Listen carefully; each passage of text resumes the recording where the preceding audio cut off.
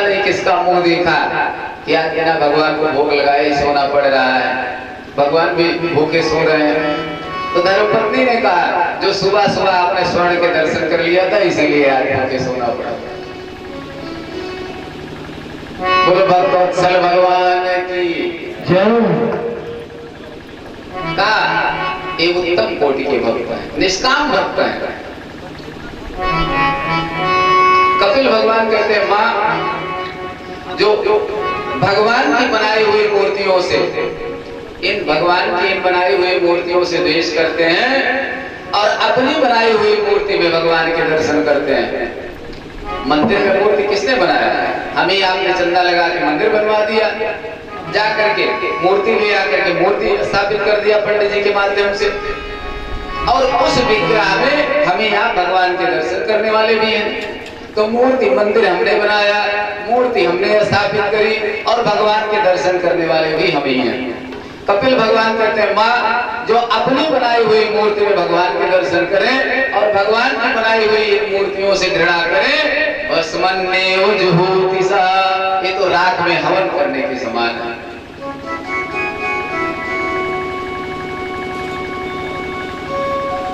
देवहूति माँ ने कहा बेटा मैंने तेरे सारे उपदेशों का सार ही समझा कि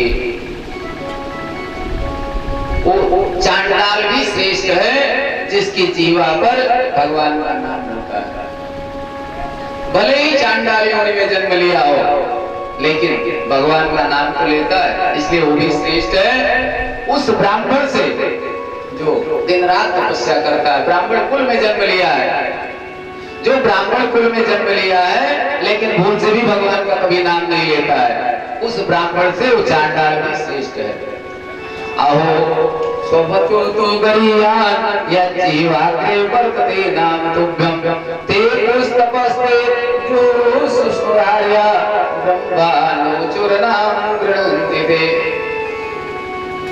अहो बत स्वपचो तो गरियान, वो स्वपच चांडाल भी श्रेष्ठ है जो ब्राह्मणत्व का अभिमान लिए हुए बैठा है कि हम बड़े उच्च कुल में जन्म लिया है लेकिन भगवान का नाम कभी नहीं लेता, सत्संग में भूल के नहीं जाता कभी,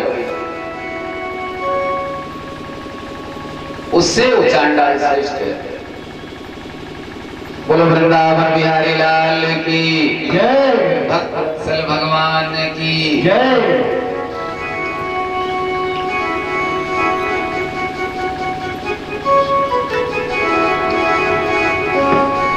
अरे जिसको जीवन में, जिसको जीवन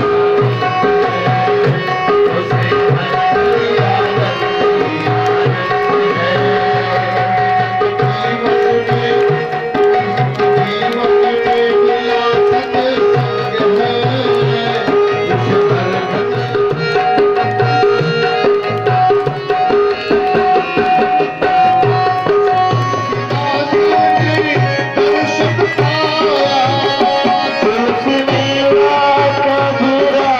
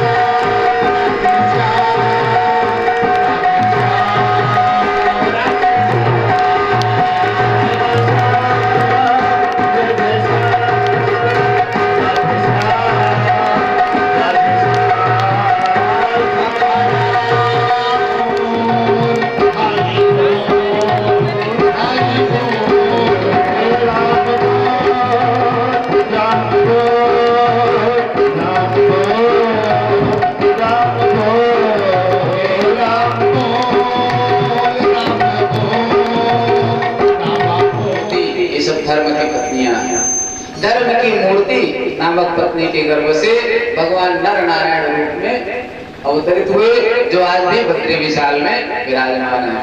श्री बद्री नारायण धाम में नर नारायण भगवान आज भी विराजमान है और नारद जी सहित समस्त देशवासी उनकी पूजा करते हैं। बद्री नारायण में जब 6 महीने कपाट खुले रहते हैं तो हम सब सौभाग्यशाली लोग जाकर दर्शन करते हैं, पूजन करते हैं। और 6 महीने जाड़े के समय में जब कपाट बंद रहते हैं तो नारद जी आके पूजा करते हैं। आज भी जब कपाट जब खोलते हैं तो वहां पूजा की हुई रहती है। इससे प्रमाण मिलता है कि शास्त्रों में तो प्रमाण है ही कि नारद जी पूजा करते हैं। सिद्ध होता है कि आज भी नारद जी आकर के उन दिनों में पूजा करते हैं। बद्री नारायण भगवान की वहीं पर बद्री नारायण भगवान के बगल में सरस्वती नदी बह रही है, जहाँ पर व्यास जी ने श्रीमद् भागवत ग्रंथ की रचना की। सम्याप्रास आश्रम सरस्वती नदी तट पर व्यास जी बोलते गए, गणेश जी लिखते गए। आज भी व्यास गुफा वहाँ विद्यमान है। जो लोग बद्री नारायण जाते हैं व्यास गुफा के दर्शन करते हैं, सरस्वती नदी का जल ले आते हैं अपने घर। आज भी पत्नी सरस्वती नदी बह रही है वहाँ पर। जब कभी सौभाग्य मिले जिसको अवश्य जाए, इस दर्शन करें। देखिए जीवन में भूमि भवन वाहन के लिए तो मारा मारी चलती रहेगी जब तक सांस चलेगी तब तक। ये मानव धर्म है, ये छूटने वाला नहीं है। लेकिन जब शुभ अवसर मिले तो जरूर तीर्थ यात्रा करें।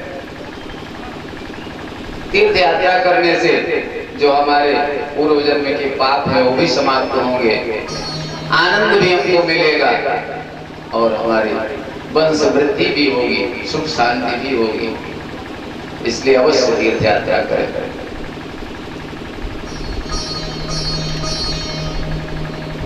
तेरा कन्याएं धर्म को ब्याही गई। धर्म की मूर्ति नामक पत्नी के गर्भ से नर नारायण भगवान प्रकट हुए। प्रेम से बोलिए नर नारायण भगवान की जय।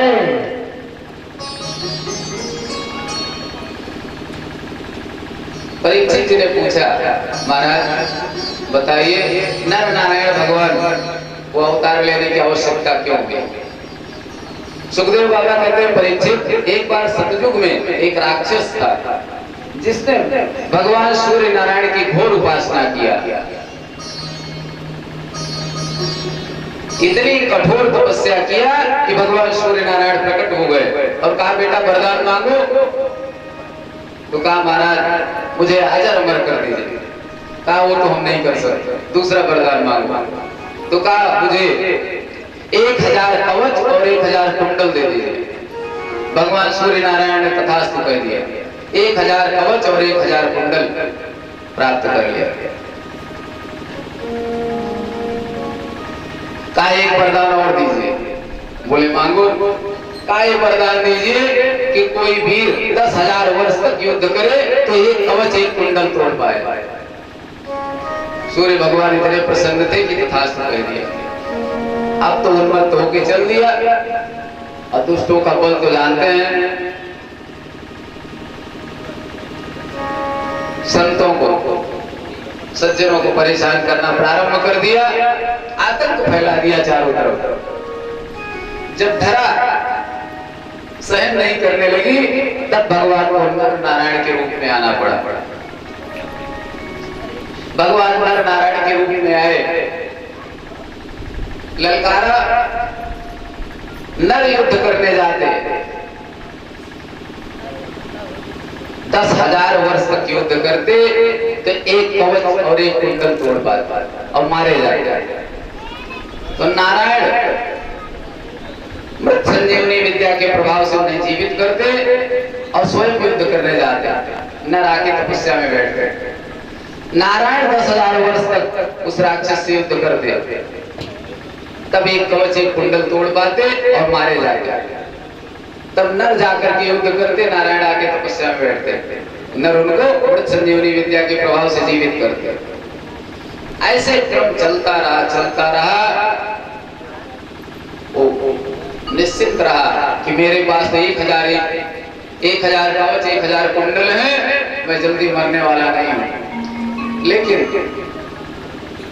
समय की विडंबना कि धीरे धीरे 999 कवच कुंडल टूट गए।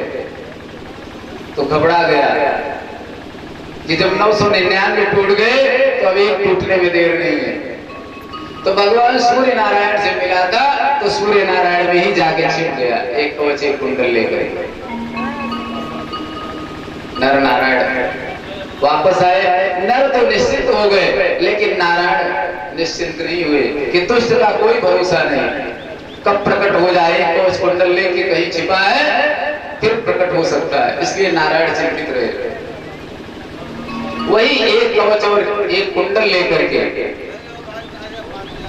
द्वापर में कर्ण के रूप में कुंती मां के कान से उत्पन्न हुआ। नर अर्जुन बने थे, नारायण भगवान श्री कृष्ण एक कवच और एक कुंडल लेकर के कर्ण कुंती मां के कान से उत्पन्न हुआ। और यहाँ भी भगवान कृष्ण ने छल से कवच और कुंडल पहले ही मंगवा लिया था। युद्ध के समय अर्जुन से युद्ध के समय कवच और कुंडल नहीं था कर्ण के पास। अगर कवच और कुंडल होता तो अर्जुन के बस की बात नहीं थी। जब युद्ध भूमि में अर्जुन जाते युद्ध करने कर्ण से बाण मारते तो कर्ण का रथ 100 कदम पीछे चला जाता। कर्ण बाण मारता तो अर्जुन का रथ 10 कदम पीछे जाता। भगवान जोर से कहते अर्जुन देखो कर्ण कितना बड़ा वीर है। अर्जुन बाण मारते तो 100 कदम पीछे जाता कर्ण का रथ। तो भगवान मौन रहते और जो कर्ण बाण मारता अर्जुन का रथ 10 कदम पीछे जाता। तो भगवान कहते अर्जुन देखो कर्ण कितना बड़ा वीर है। सुनते सुनते अर्जुन थक गए तो बोले प्रभु हम बाण मारते हैं उसका रथ 100 कदम पीछे जाता है, तब आप मौन रहते हैं, और हमारा केवल 10 कदम ही पीछे जाता है उसके बाण मारने से, तो आप उसकी प्रशंसा करते हैं। प्रशंसा तो हमारी करनी चाहिए। भगवान ने कहा मूर्ख, जिसके रथ पर साक्षात द्वारिकाधीश बैठे हो उसका रथ 10 कदम पीछे चला जाए, जिसके मारने से वो वीर नहीं कायर है। केवल अर्जुन नहीं बैठा है रथ पर, साक्षात द्वारिकाधीश बैठे हैं सारथी बने, उसका रथ 10 कदम पीछे चला जाता है। युद्ध होता रहा, सूर्यास्त होने को आया।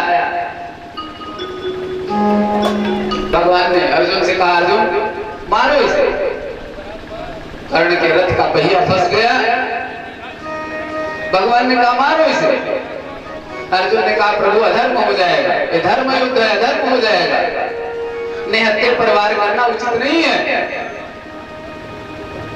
भगवान ने कहा अर्जुन तुम कब से इतने बड़े धर्मात्मा हो गए हो?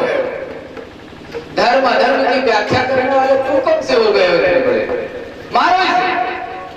अर्जुन ने कहा प्रभु अधर्म हो जाएगा। भगवान ने कहा मारो इसे, धर्म अधर्म मत देखो। कहा प्रभु अधर्म हो जाएगा। भगवान ने सोचा अब वीर रस से काम नहीं चलेगा, अब करुण रस की जरूरत है।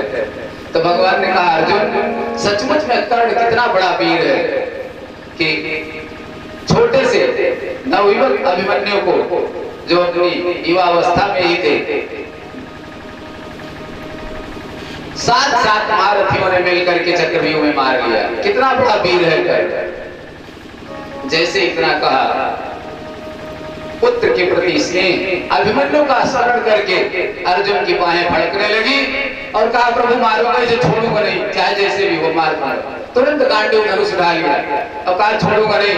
भगवान ने कहा अर्जुन अधर्म हो जाएगा, मारो मत, अधर्म हो जाएगा। अर्जुन ने कहा प्रभु चाहे धर्म हो चाहे अधर्म, अभी से छोड़ने वाला नहीं हो। भगवान ने कहा धर्म हो जाएगा मत मारो। अर्जुन ने कहा प्रभु आपका धर्म अधर्म अपनी जगह, हमने इसे मारा। भगवान ने कहा मारो ना, फिर क्या देख रहे हो? बोलो वृंदावन बिहारी लाल की जय, भक्तवत्सल भगवान की जय। संकीर्तन होता है। मेरा कोई न सहारा बिन तेरे लाल सवरिया, मेरा कोई न सहारा बिन तेरे लाल सवरिया, मेरा लाल सवरिया,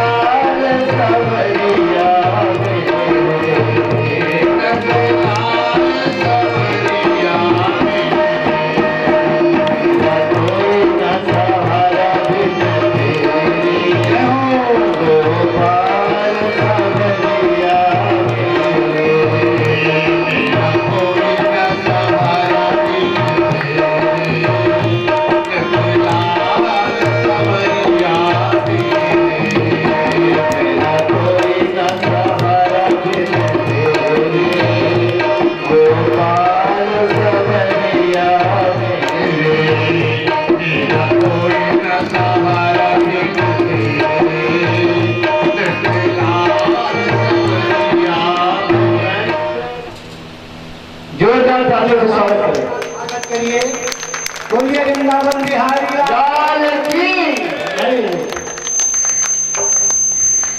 इसके बाद मैं श्रीगंज के रहने वाले श्री राजनाथ, बोलिए वृंदावन बिहारी लाल की जय।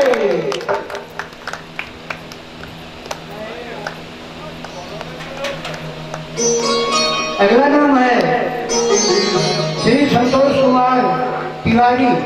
संतोष कुमार तिवारी जंघई के पश्चिम में आपका मकान है महराना, भाई श्याम धर्मेश द्वारा। बोलिए वृंदावन बिहारी लाल की जय। अगला नाम है विनीत कुमार पांडे चनेठू। विनीत कुमार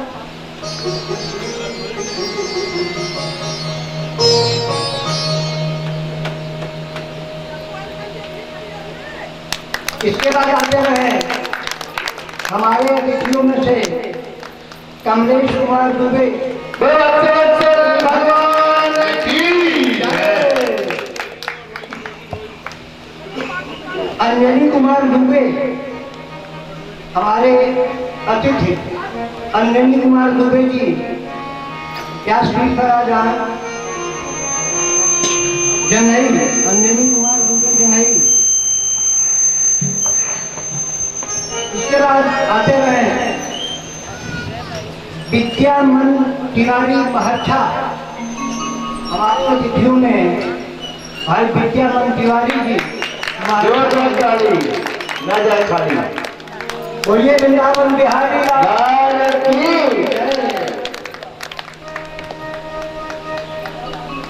अगले अतिथियों में है रिंकू उमर वैश्य जनई, रिंकू उमर वैश्य जनई, लाल प्रताप गुप्ता राजनपुर,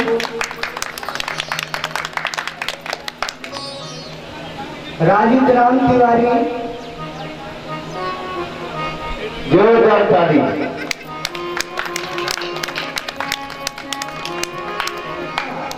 नंदू कुशल शुक्ला। हमारे अतिथि महोदय यहाँ भी लोग कुशल शुक्ला। परीक्षित जी चौंक पड़े, महाराज भगवान भोलेनाथ तो इतने उदार शिव माने कल्याण, दो अक्षर का नाम शिव कहने से जीव का कल्याण हो जाता है। सम कल्याणम करे शंकर, ऐसे कल्याणक स्वरूप भगवान शंकर के साथ सती का विवाह क्यों नहीं चल सका। सुखदेव बाबा कहते हैं परीक्षित, एक बार विवाह तो सकुशल संपन्न हुआ, लेकिन दक्ष को प्रजापति की उपाधि ब्रह्मा जी ने प्रदान किया। स्वागत समारोह का आयोजन किया।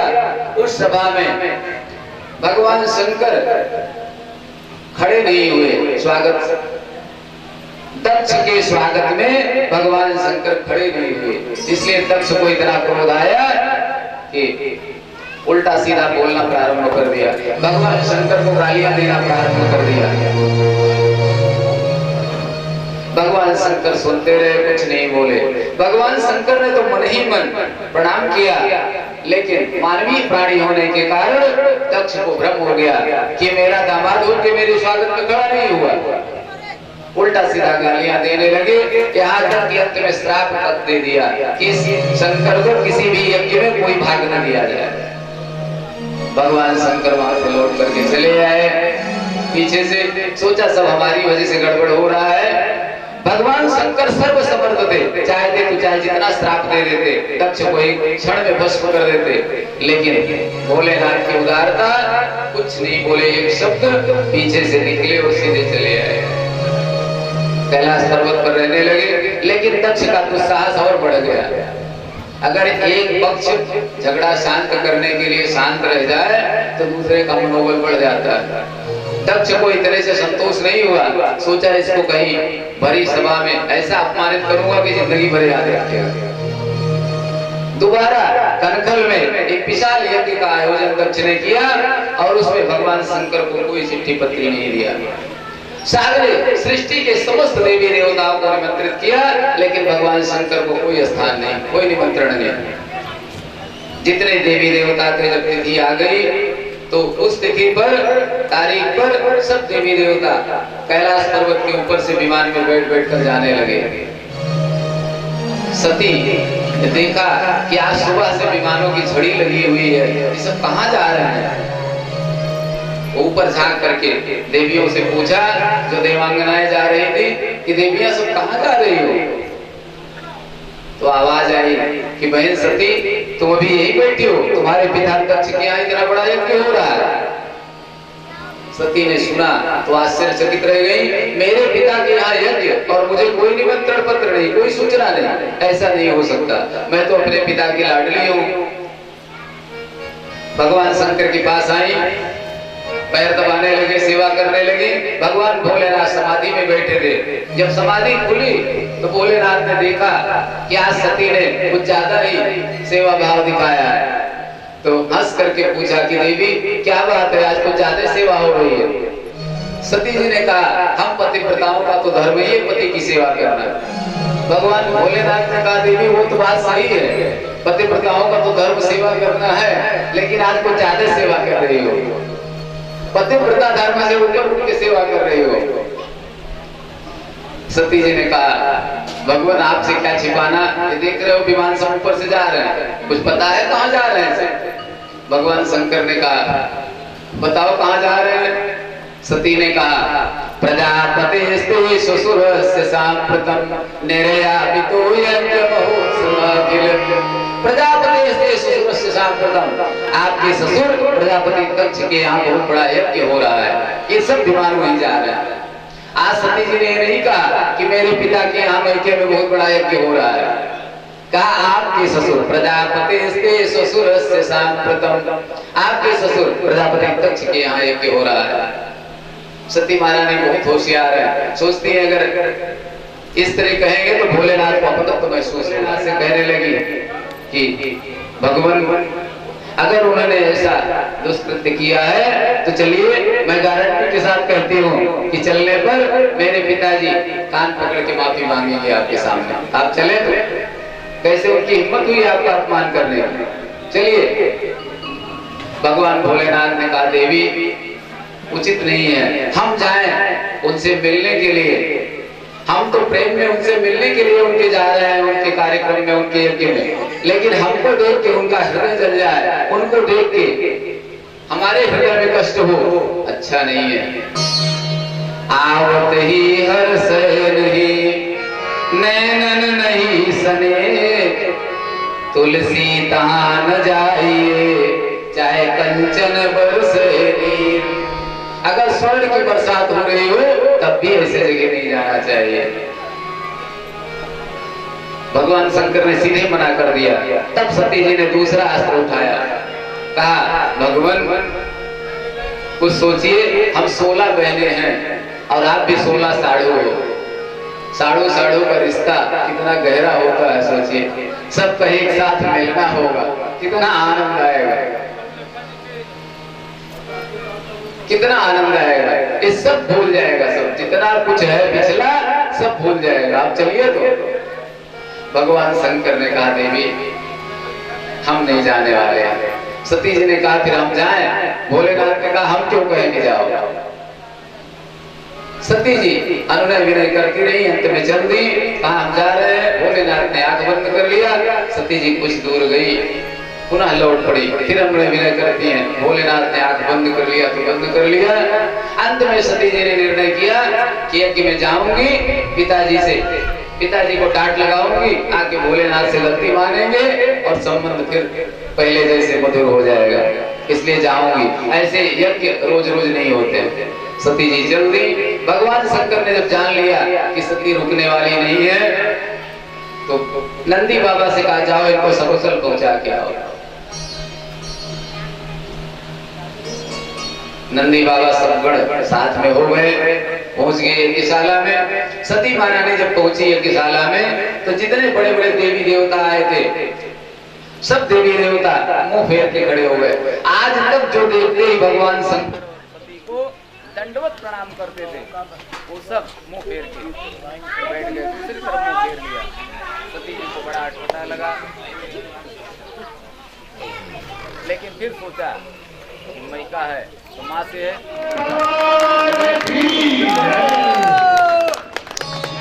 आगे श्री अनिल कुमार जी चेन्नई के रहने वाले हैं, आप आ जाए। अनिल कुमार जी आज सत्ता भरी हुई है कि हम कितना स्वागत करें आगंतुकों का। बोलिए वृंदावन बिहारी लाल की। आगे हैं दीनानाथ यादव।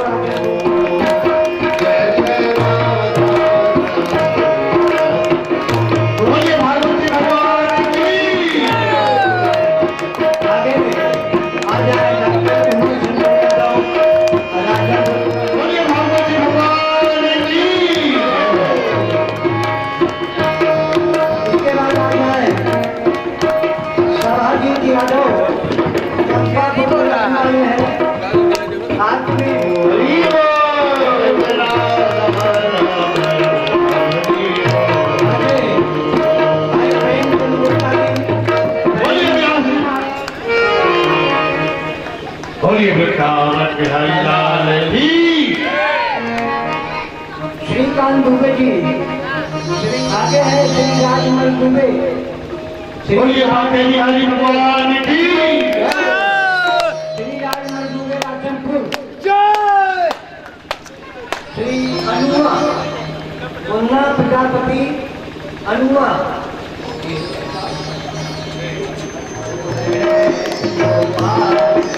बोलिए भागवत जी भगवान की।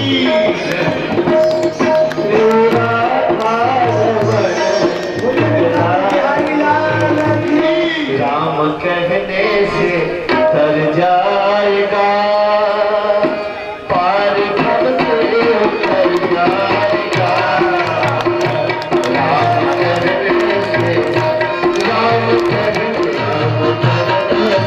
तर जाएगा।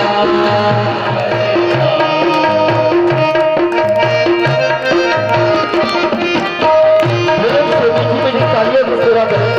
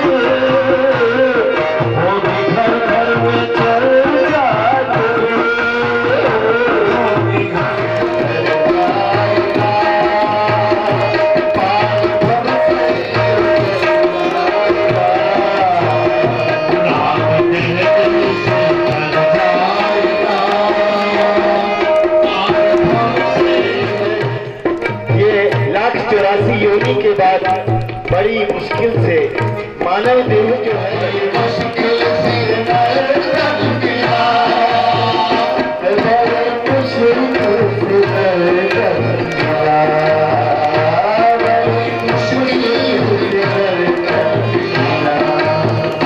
क्या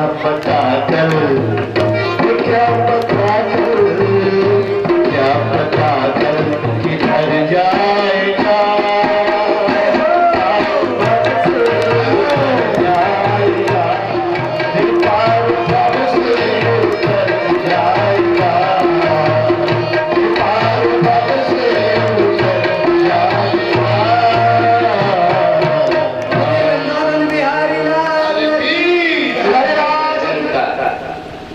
सोचने लगे कि अब लौट के जाना वापस ठीक नहीं। अगर भोलेनाथ के पास जाऊंगी तो भोलेनाथ कहेंगे आओ दक्ष पुत्री आओ, और ऐसे शिवद्रोही की पुत्री अब मैं अपने को कहलाना नहीं चाहती, इसलिए लौट कर नहीं जाऊंगी। फिर करूं क्या? ईशान कोण में बैठ गई एक विशाला के और भगवान भोलेनाथ का ध्यान करने लगे। हृदय में ज्वाला धधक उठी, अग्नि प्रज्वलित हो गई और उसी समय सती महारानी जल के भस्म हो गई विशाला। प्रेम से बोलिए सती महारानी की। सती महारानी जल गई। नारद जी पहुंच गए भगवान भोलेनाथ के पास। भोलेनाथ सती महारानी सती हो गई। शंकर जी ने जब सुना क्रोध से आंखें लाल हो गई, केस बिखर गए। अब तक को छोड़ूंगा नहीं। तुरंत ही क्रोध में आके एक चटा उखाड़ी, जमीन पर पटका, एक काला कलूटा हो गया।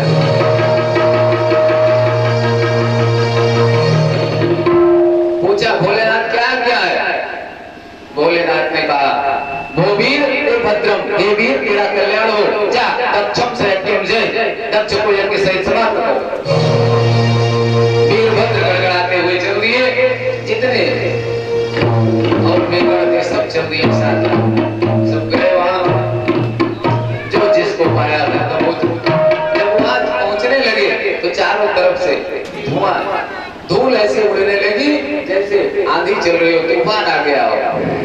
किसी ने कहा कि लगता है महाप्रलय हो रही है, तूफान आ रहा है। किसी ने कहा कि लगता है डकैती पड़ गई है कहीं। किसी ने कहा लाखों गायें चढ़ के आ रही होंगी इसलिए इतनी धूल हो रही है। गाँव नकाल्यम कुतोर जो, किसी ने कहा गायों के आने का समय नहीं है। तो किसी ने कहा डकैती बिल्कुल पड़ नहीं सकती, राजा प्राचीन बरही का राज्य है, राजा प्राचीन बरही वो तो प्रशासक है, चोर डकैत उसके नाम से कांपते हैं, हिम्मत नहीं है। इतने में वीरभद्र गड़गड़ाते हुए पहुंच गए। भृगुंबबंध मणिमान वीरभद्रा प्रजापतिम चंडी साकु गणदेवम भगवनंदी सुरहुग्रही। जो जिसको पाया दर्द हो जाता। भृगुंबबंध मणिमान नाम के गण ने भृगु ऋषि यज्ञाचार्य जो थे उनको दर्द हो जाता। वीरभद्रा प्रजापति, वीरभद्र ने प्रजापति दक्ष को दबोच लिया। चंडीसा को गणदेव भगवंती सुरग्रही सब एक दूसरे को धर पकड़े, खंडित कर दिया। वीरभद्र ने दक्ष का सिर काट के हवन कुंड में स्वाहा कर दिया, यज्ञ विध्वंस कर दिया। नारद जी पहुंच गए ब्रह्मा जी के पास, सूचना दिया। ब्रह्मा जी को बड़ा कष्ट हुआ, हमारे पुत्र का वध हो गया। अभी हमने कहा ना, पुत्र चाहे लायक हो चाहे नालायक हो, माता पिता ही ऐसे प्रेमी हैं जो हर समय पुत्र के दुख में दुखी होते हैं और पुत्र के सुख से सुखी होते हैं। जगत में और कोई नहीं। भाई तब तक जब तक भाई भाई में प्रेम है, और जिस दिन खटाई पड़ गई उस दिन भाई से बड़ा दुश्मन कोई नहीं। सब खंडित कर दिया मार मार के। ब्रह्मा जी को बड़ा कष्ट हुआ। ब्रह्मा जी सब देवताओं के साथ आए भगवान भोलेनाथ के पास। सब देवता तो पीछे ही रुक गए डरबस। ब्रह्मा जी हिम्मत करके सामने आए तो भगवान शंकर ने दंडवत प्रणाम किया, सिरसाभिवंदना, सिर रख के प्रणाम किया, क्योंकि भगवान शंकर की उत्पत्ति ब्रह्मा जी के भृकुटी से हुई है। तो भगवान शंकर ब्रह्मा जी को अपना पिता मानते हैं। दंडवत प्रणाम किया उठ करके। सब देवताओं को ब्रह्मा जी ने बुला लिया कि महाराज आइए, अब क्रोध शांत हो चुका है भोलेनाथ का। सबको दिखाया, कहा महाराज सबको अंग भंग कर दिया आपके बड़ों ने, और यज्ञ तो चल के संपन्न करा दीजिए। भगवान शंकर ने कहा यज्ञ में हमको पहले ही श्राप हो चुका है, इस शंकर को किसी यज्ञ में कोई भाग न दिया जाए, फिर हम चल के क्या करेंगे वहां। ब्रह्मा जी ने सब देवताओं के सामने घोषणा कर दिया कि आज से यज्ञ की बची हुई शेष सामग्री सब भगवान भोलेनाथ। भगवान भोलेनाथ प्रसन्न हो गए। जो ही राम सोई राम। भगवान शंकर तो बड़े उदार देवता हैं। कोई एक बेलपत्र चढ़ा दिया, प्रसन्न हो गए। कोई एक लोटा जल चढ़ा दिया, प्रसन्न हो गए। हर प्रकार से थोड़े में ही प्रसन्न हो जाते हैं। भगवान शंकर तुरंत तैयार होकर गए, यज्ञशाला में गए तो भोलेनाथ ने कहा बुलाओ जजमान को। ब्रह्मा जी ने कहा जजमान का सिर तो यज्ञशाला में स्वाहा हो गया, हवन कुंड में धड़े पड़ा हुआ। तो भगवान शंकर ने देखा चारों तरफ, तो बलिदान के लिए बकरा आया हुआ था, एक तरफ बंधा था। तो भोलेनाथ ने कहा ले आओ इसे मेरे पास। भोलेनाथ ने सिर काट के बकरे का दक्ष के धड़ में जोड़ दिया। सोई दक्ष उठ के बैठ गए और बकरे का सिर लगा हुआ है तो बकरे की भाषा में ही बोलने लगे। और अब सद्बुद्धि आ गई, गलती मानने लगे कि हे भगवान आपने मुझे दंड देकर बहुत अच्छा किया, मैं बड़ा उद्दंड हो गया, बहुत अच्छा किया। आपने मुझे दंड दिया, ये प्रशंसनीय है। भगवान बहुत प्रशंसा किया दक्ष ने, लेकिन बकरे का सिर लगा दिया तो बकरे की भाषा बोल रहे हैं। सब देवताओं के सामने ब्राह्मणों को लेकर के स्तुति गान किया। भगवान नारायण प्रकट हो गए, नारायण की वंदना किया। तुम क्रतुस्तम हविस्तम मोदासा स्वयं तुम समेत गर्भ पात्राणि च। दिव्य स्तुति किया भगवान नारायण की। बोलो वृंदावन बिहारी लाल की जय। भक्त वत्सल भगवान की जय। गोविंद जय जय गोपाल। से निवेदन है और जाए नहीं, प्रसाद लेकर के ही जाएंगे। भक्तजनों से हमारा निवेदन है कि आरती और प्रसाद लेकर के ही जाए। आरती संपन्न होने के बाद प्रसाद लेकर के ही जाए। गोविंद जय जय गोपाल जय जय ब्रह्मा की जय जय विष्णु की जय जय ब्रह्मा की जय जय विष्णु की जय जय गोविंद जय जय गोपाल जय जय गोविंद जय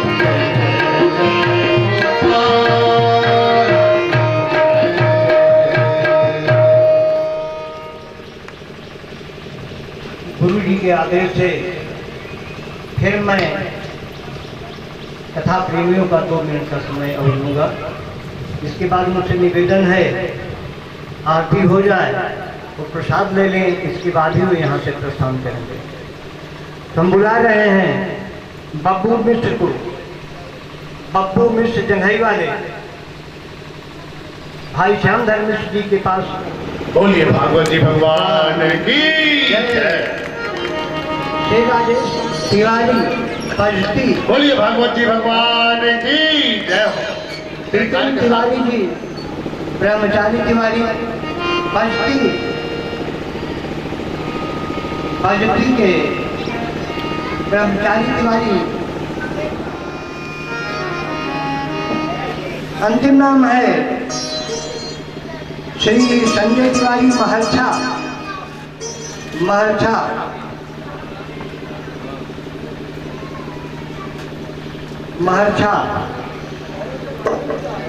बोलिए व्यास जी महाराज की जय। शत्रुदेव भगवान की जय। वृंदावन बिहारी लाल की जय।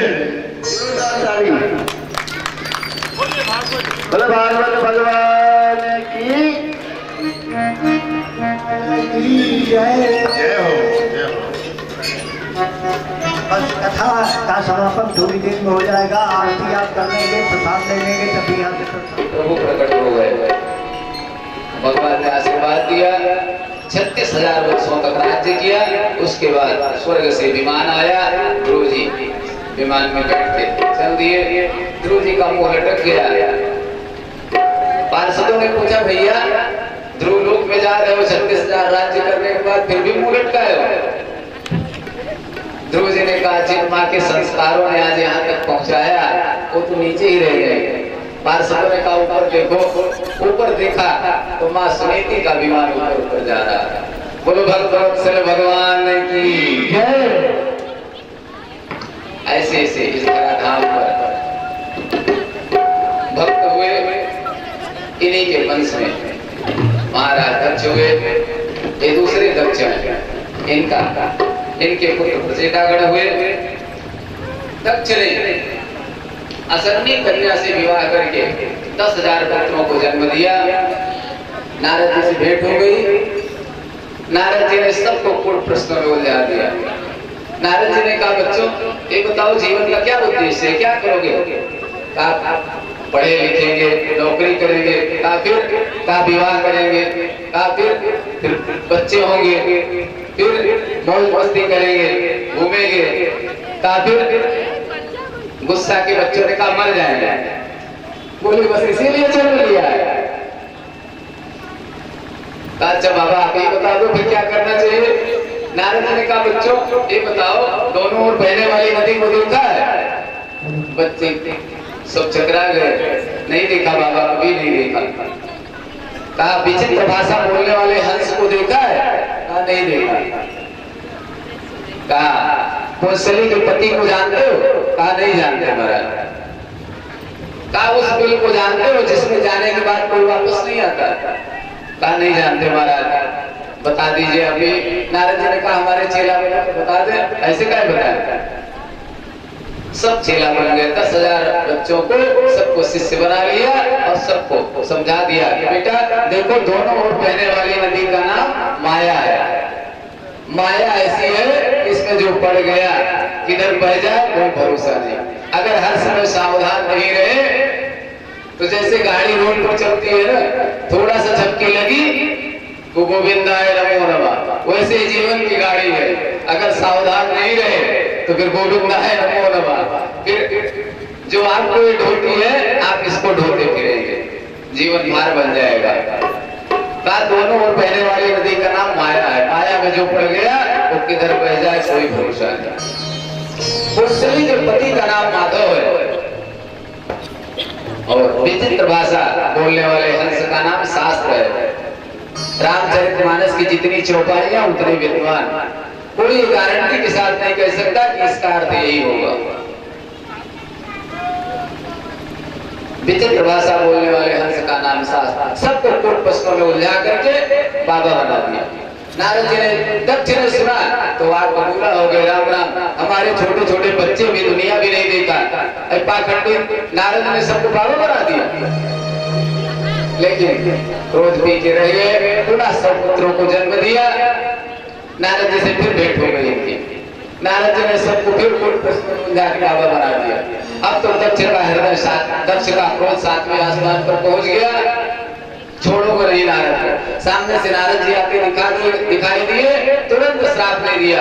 अहो असाधु साधु नाम साधु लिंगे नमस्तया असाधु कार्य भगवान भिक्षुर मार्ग प्रदर्शिता। अरे भिक्षुओं को मार्ग दिखाने वाले पाखंडी नारद, तुमने मेरे छोटे छोटे बच्चों को जो दुनिया भी नहीं देख पाए ठीक से, उनको बाबा बना दिया। जा न भवे कदम, तेरा पैर धरती पर कहीं टिके ना, मेरा श्राप है। नारद जी अंदर अंदर बड़े गदगद हुए। चलो बाबा बैरागी को एक स्थान पर रहना भी नहीं चाहिए, रमता जोगी बैठा पानी। नारद जी चाहते तो चाहे जितना श्राप दे देते, लेकिन सहनशीलता नारद जी को देखिए, ये संत कि क्रोध को पी लिया और कहा कि घूमते रहना चाहिए, संत एक जगह रहना भी नहीं चाहिए। तब नारद जी की सहनशीलता से बड़े प्रसन्न हुए और पुनः 60 कन्याओं को जन्म दिया। इन्हीं से आगे वृद्धि हुई। आगे की कथा कल हम श्रवण करेंगे। आज यहीं पर कथा का विराम होता है। 2 मिनट भगवान नाम का आश्रय ले।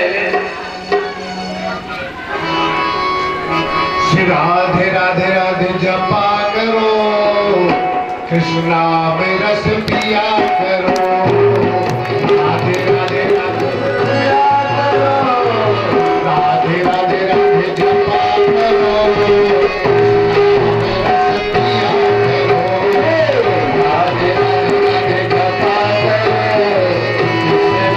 रस पिया करो।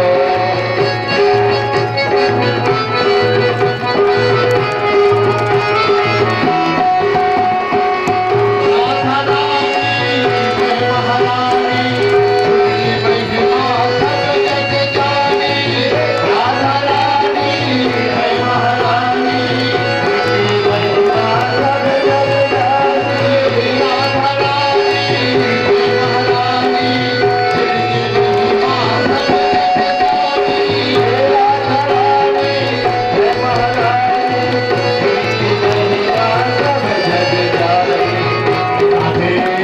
करो,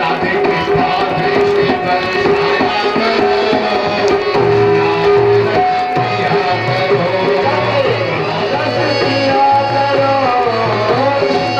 रस पिया करो।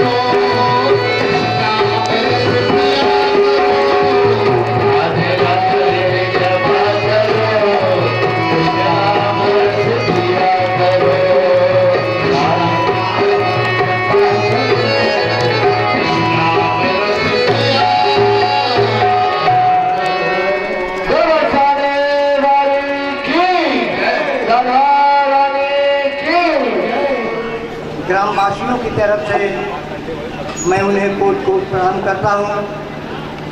वो कथा से क्रम से जुड़े रहेंगे तो कथा में आनंद आएगा। मेरा अनुरोध है, मेरी प्रार्थना है जो कल भी अवश्य में अपने रजिस्ट्रार जी से हमारा नम्र निवेदन है कि 1 मिनट के लिए अपना अमूल्य समय व्यासपीठ के पास आ जाएं और 2 शब्द श्यामधन मिश्र भाई के लिए कुछ भी कहें। भाई सब रजिस्ट्रार जी। आपसे निवेदन है कि 2 मिनट के लिए आप व्यासपीठ पर आ जाएं आशीर्वाद के रूप में।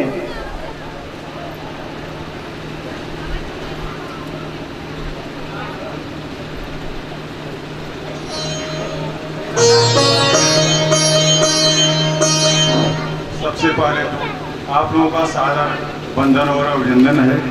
मैं इसमें भदोही, मैं आपके मकान में ही रहकर यहाँ पर तैयारी करता था, यही मेरी नियुक्ति हुई। और सबसे पहले मैं अलीगढ़ गया, 4 साल नौकरी किया।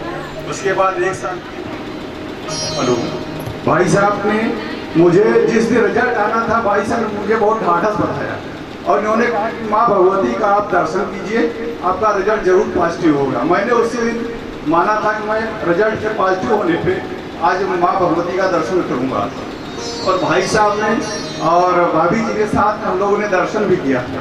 और जब भी मैं इधर से आता हूँ, भाई साहब का आशीर्वाद लेके ही आता हूँ। सादर धन्यवाद आपको। जय हो, जय हो।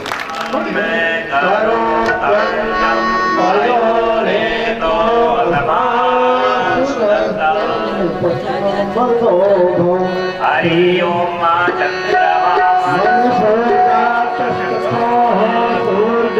अजायता होता वायुषा प्राणशा मुखा जायता।